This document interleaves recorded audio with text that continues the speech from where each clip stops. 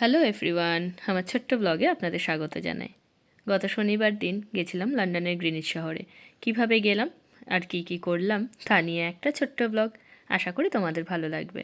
Barons court স্টেশনটায় নেমে first train যখন হন্সলো central থেকে ধরেছিলাম, সেখান থেকে আমরা ব্যারন্স কোর্টে নেমেছি। সেখান থেকে এই যে ট্রেন ঢুকে গেল, ট্রেন থেকে ট্রেনে তো উঠলাম, উঠে নামলাম হচ্ছে ওয়েস্টমিনিস্টার, যেখান থেকে বিগ বেন একদম কাছে, লন্ডন আই একদম কাছে। আর সেখান থেকেই আমাদের যাত্রার শুরু বলতে পারেন, কারণ সেখানে এসে আমাদের আরও কিছু বন্ধুরা ছিল যাদের সাথে একসাথে দেখা করে তাদেরকে একটুখানি বিগ বেন আর লন্ডন আইটা ঘুরিয়ে সেখান থেকে আমরা এই ফেরিঘাটটায় চলে গেলাম।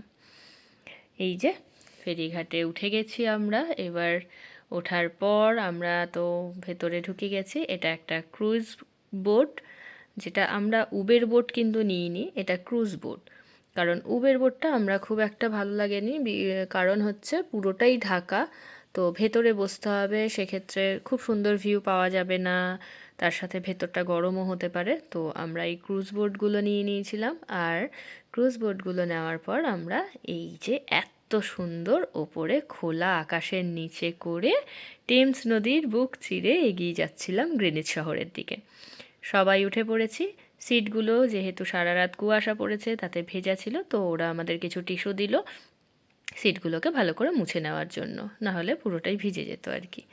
তো এই যে টেমস নদী থেকে আমরা ওঠার পর ক্রুজটা ছাড়লো।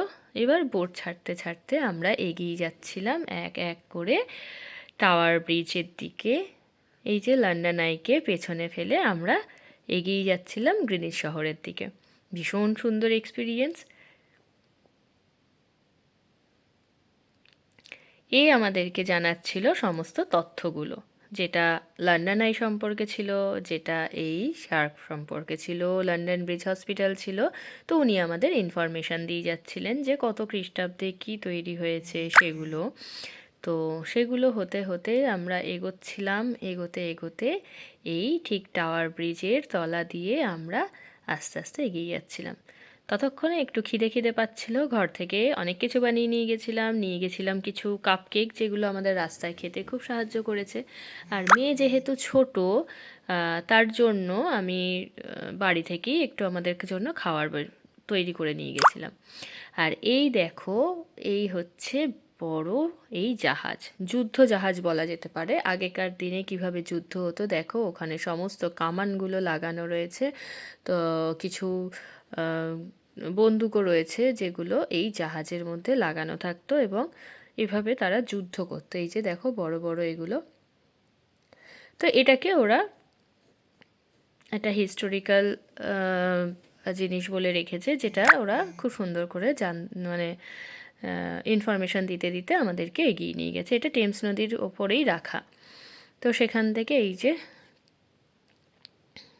তখন ট্রলারে করে কিছু আসছিল, আর আমাদের ঠান্ডা হাওয়া দিচ্ছিল ঠিকই, কিন্তু বেশ ভাল লাগছিল। তো এরপর আমরা ক্রুজ থেকে নেমে এই হাঁটতে শুরু করেছি। আর হাঁটা পথটা বেশ কষ্টের ছিল, কারণ এই যে ঢালটা দেখছেন এটা দিয়ে আমাদের পুরো উঠতে হয়েছে। আর যত ওপরে উঠছি বুঝতেই পাচ্ছেন কষ্টটা কিন্তু বাড়ছে বই কমছে না।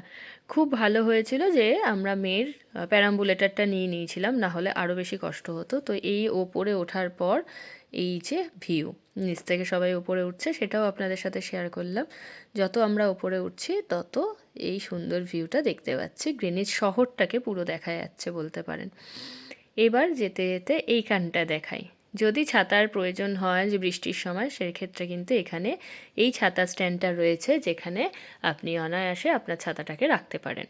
হ্যাঁ, কিছুটা তো একটুখানি দিতে হবে, কিছু টাকা পয়সা দেওয়ার বিনিময়ে আপনি আপনার ছাতাটাকে এভাবে রাখতে পারবেন।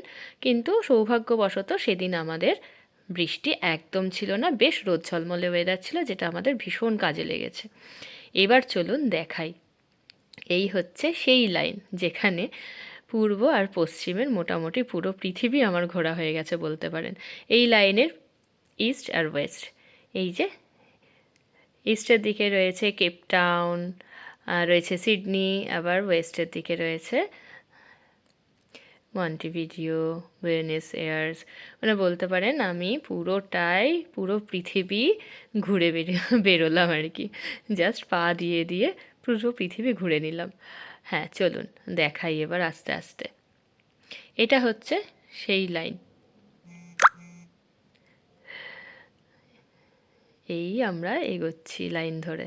এবার দেখুন এদিকে রয়েছে ব্রাজিলিয়া, তাহিরি, লা পেজ, সেন্ট হেলেনা, আবার এদিকে রয়েছে জাকার্তা, নৈরবি, তারপরে হচ্ছে সিঙ্গাপুর, কুয়ালা। তো ভাবতে পারছেন আমি এত এক্সাইটেড ছিলাম যে ভিডিও করতে একদম তৈরি।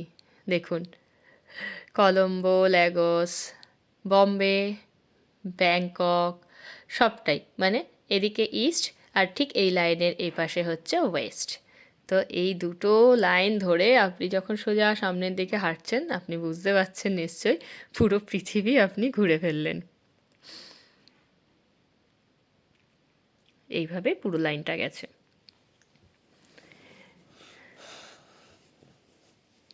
এটাকেই আমি একটু বেশি কভার করেছি আপনাদেরকে একটু বোঝানোর জন্য। দেখুন গ্রিনিচ 0 ডিগ্রি রয়েছে।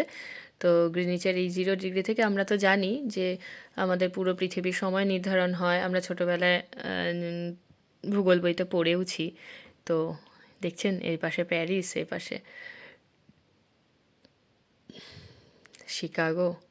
তো ভাবা যায় আমি সবটা ঘুরে নিয়েছি। এবার ওই তো লাইন দেখালাম আপনাদের। আর এই সেই ওপর থেকে পুরো গ্রিনিচ শহরটা এত সুন্দর কভার হয়েছে। দেখুন কি দারুণ দেখতে লাগছে না?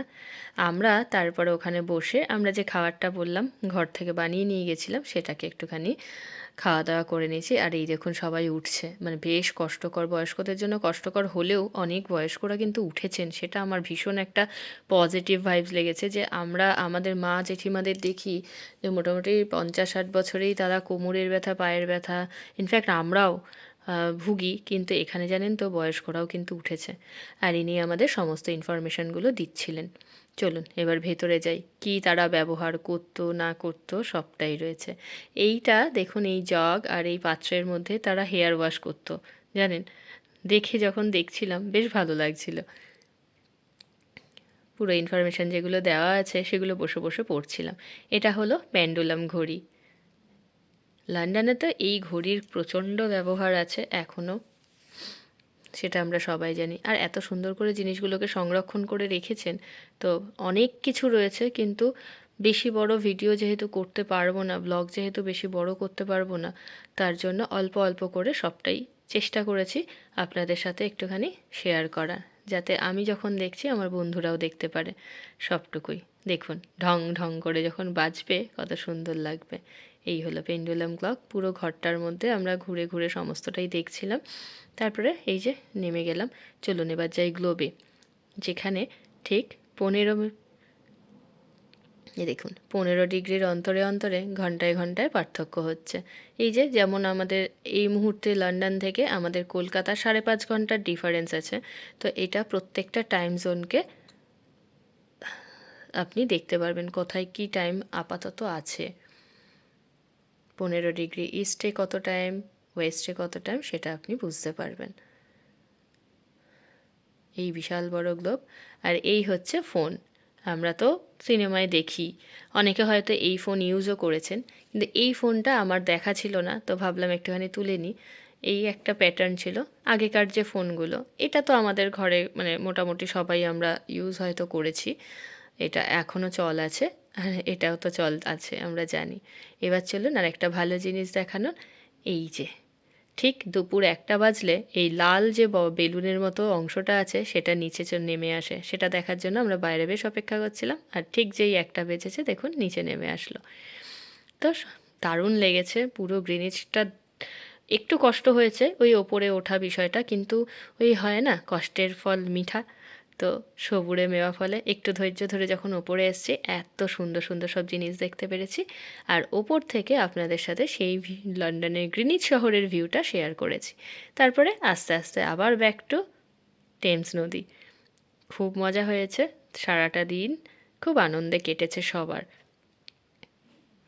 তো চলুন আজকে জানি না কি বকবক করলাম, কতটা আপনাদের বোঝাতে পারলাম। যদি ভালো লাগে একটু শেয়ার করবেন, একটা কমেন্ট করে যাবেন। সকলে ভালো থাকবেন, সাবধানে থাকবেন।